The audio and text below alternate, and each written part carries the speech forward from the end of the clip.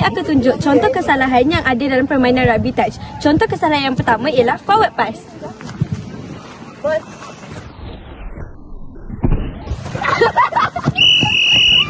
Forward pass.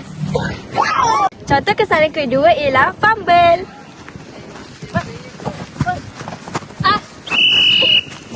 Ball on the ground. Contoh kesalahan yang ketiga pula, hard touch.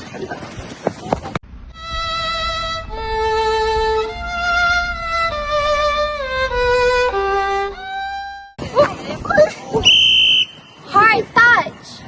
Kesalahan yang keempat, dumming half. Touch. Rush again.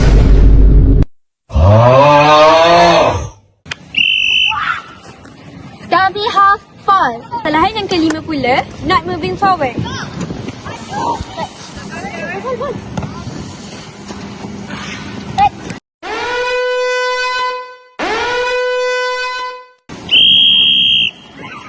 Kaya fall.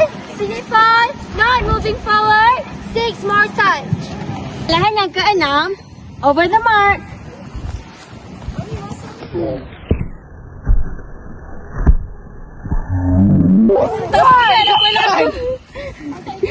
Over the mark.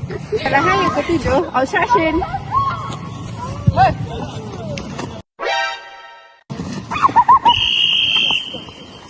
Obstruction.